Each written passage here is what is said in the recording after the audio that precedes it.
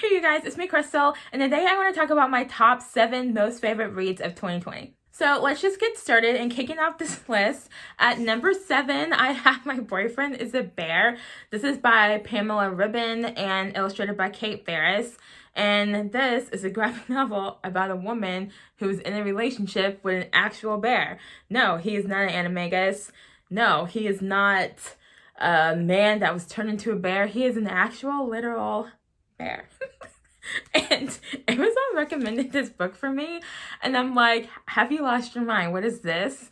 And all the reviews were like so like glowing, and oh my gosh, you guys, I love this book so much. It is so adorable and hilarious and sad, and it's just like, it's just so good. It's so good, and yeah, it's just so ridiculous. It's layers of ridiculousness, but yes, it is funny and heartwarming.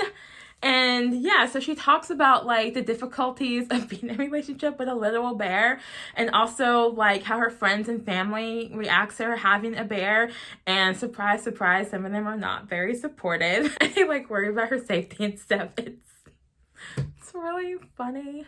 You know, and they talk about like their biggest like obstacle in their relationship is that he is a bear, and so he has to go into hibernation every winter. And yeah, it's so adorable. So switching gears to something completely different, in the number 6 spot we have A Treasury of Royal Scandals by Michael Farquhar. And this is a nonfiction book, and it is a collection of scandals throughout European history. And oh my gosh, like I was reading this book, and you know how like when you're younger you're like, I want to be a princess, oh, I want to be a king, and it's like, no you don't.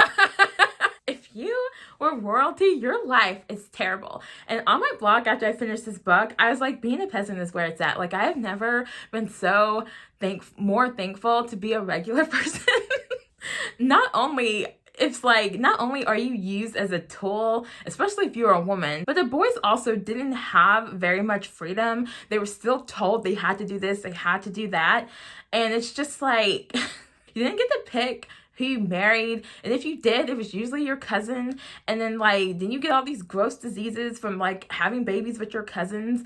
And like also like some of these people are literally insane, and they're just crazy, and it is gross. And this book was really fun.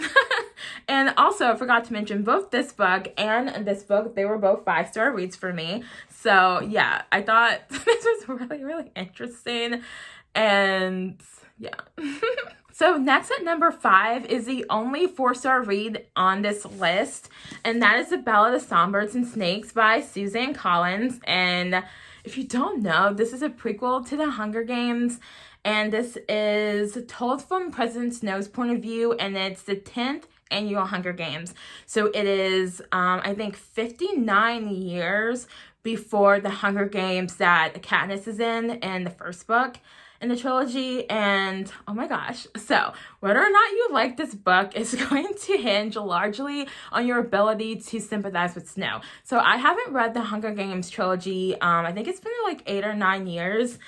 And on top of there being like several years in between me reading the original trilogy and this one, I also really like President Snow as a villain. I love me a good villain. I love a good villain origin story. And I was really like, when I first heard this book, I didn't want any part of it. But when I first heard about Hunger Games, I didn't want any part of it either.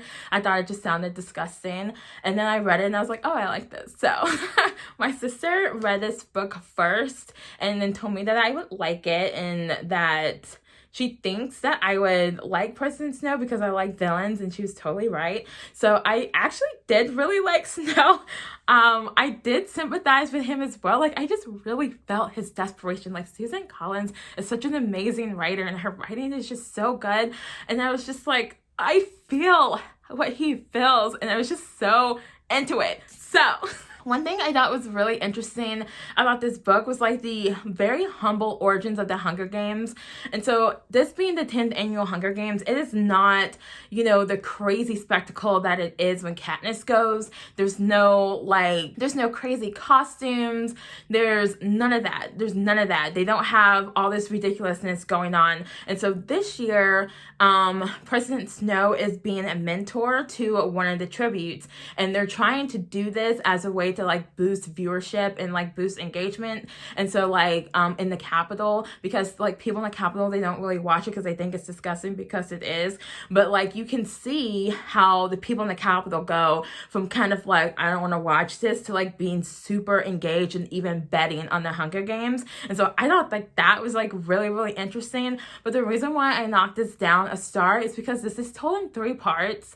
And I love the first 2 parts, and I did really like the 4th part, but I didn't like it as much. And oh my gosh, you guys, this is not a short book. I never say this, but I kind of wish this book had been a little bit longer, because like I feel like the ending was just was a little rushed, and I felt like she just needed maybe like 50, 70 more pages, and I would have been so there for more pages to this book. Like, I thought this was fantastic. I love this book. And there are a lot of like songs in this book, which I love. And so I very much enjoyed going back through this and rereading the songs and just rereading little parts here and there, because yeah, I thought it was good. So coming in at the number 4 spot, I try not to put this book on this list. I really did. I actually went through my books like 3 different times, and I was like, are you sure there's nothing that you like more than this book? But it just isn't. And it's Vampire Academy by Raquel Mead. I hadn't read this book yet. I read the graphic novel version towards the end of last year, and I just thought it was so fun. And I finally watched the movie, and I thought the movie was fun. And so then I was like, oh my gosh, I have to read this book. And I thought this was really, really fun. So this is about this girl named Rose, and she is in this vampire academy that's filled with full-blooded vampires and half-breed vampires like herself.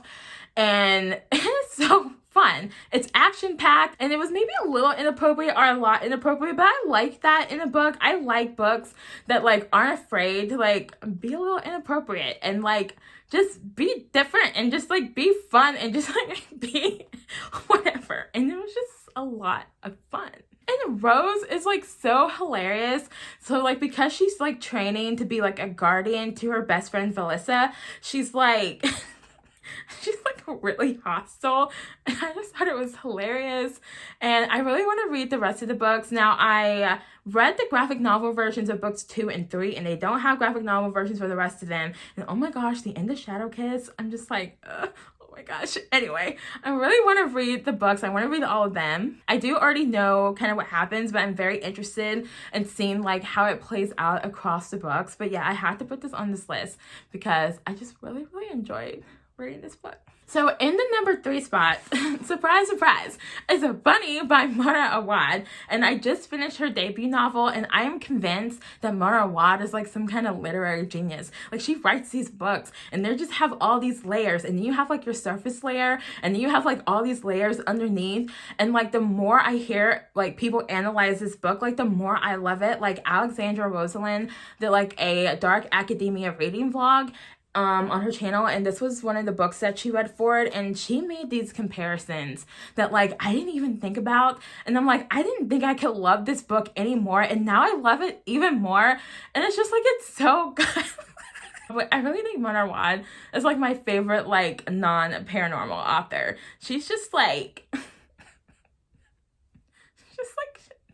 her books, they're just like so weird, and they're not afraid to be weird. So this book is about this girl who is in this MFA program at this snooty, pretentious, artsy university, and in her class there's her and like 4 other girls, and the 4 other girls are like super cliquish, and they all call each other Bunny.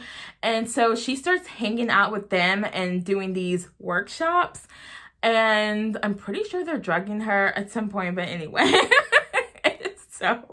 So weird. I didn't know what was real. I felt like I was losing my mind, but like in a fun way. It's like horror, and like there's like elements of surrealism and like these elements that make it feel like, you know, like something supernatural is going on. And then it's just just like layers and layers, and just like it's sad, it's creepy, it's hilarious, it's, oh my gosh, it's like one of my favorite books of all time now, and I just love this book so much. And it's not that long, and it's obviously not for everybody, you know, because it's really, really weird. But this book gave me things that I did not know that I wanted. I didn't know I wanted a book that was just weird and creepy and disturbing and awesome. I was just super, super into this, and I knew, like, as soon as I finished this book, that it was going to be in my top 5, like, most favorite reads of this year. And I'm pretty sure this is also in my top 5 most favorite books of all time. All right, coming in at the number 2 spot is The Language of Thorns by Leigh Bardugo. And so this is a collection of short stories that are set in the Grishaverse, and I have not read any of those books, but after reading this, I'm very excited to read those books. I wish you guys could feel this cover. It's like textured, and it's just really nice. And also, check out this nonsense under the cover. Like, what? Oh my gosh, it's so beautiful.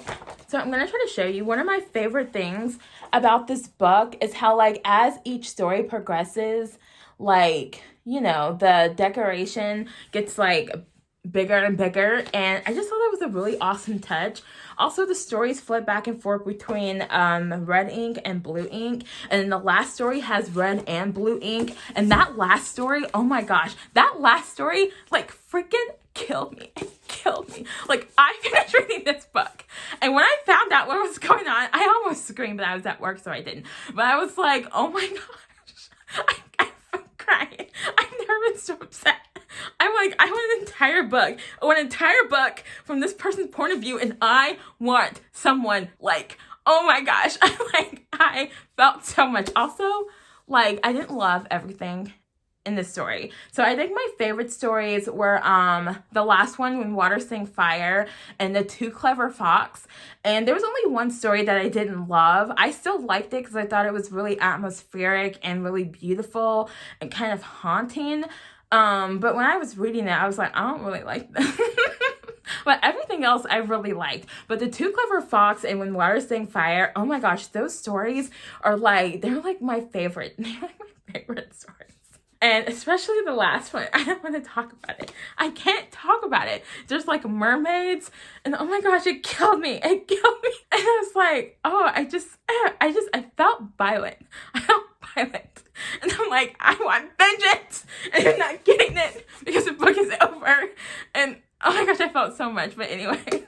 But yes, not only is this book fabulous, you know, somebody took the extra time to do all this gorgeous, ridiculous artwork, and I appreciate the crap out of it. So yeah. So you might be wondering, if I'm just gushing and gushing and gushing so much over these books, what could possibly have been my most favorite book of the year? Because I know you're just dying to know. Okay. So it's actually a tie, and it is Strange Planet and Stranger Planet by Nathan W. Pyle. You guys, these books are so cute. They're so cute. They made me so happy.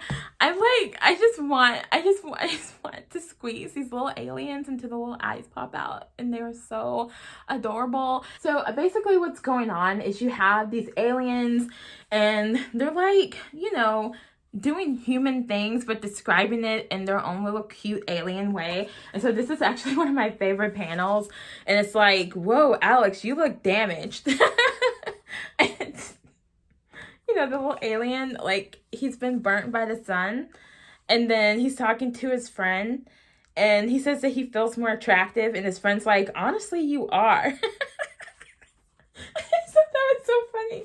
And the whole book is like that. They're just describing, like, human stuff in just this funny alien way with their funny alien words. And these books just make me so happy, and I hope there's more. I hope more of these books come out next year, because yeah, they were like probably my most favorite things in the world.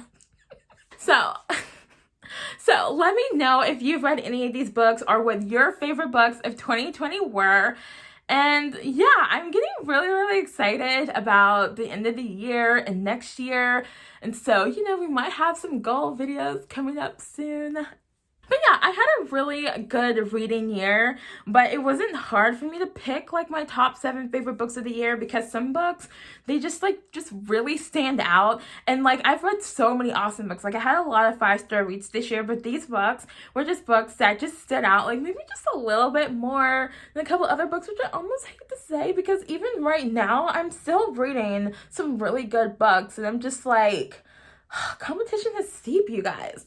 So anyway, so that is all for this video. And I will see you guys next week in the next video. And yeah, I hope you are having a good time. And yeah, happy Christmas if you celebrate Christmas. And I will see you before New Year's. And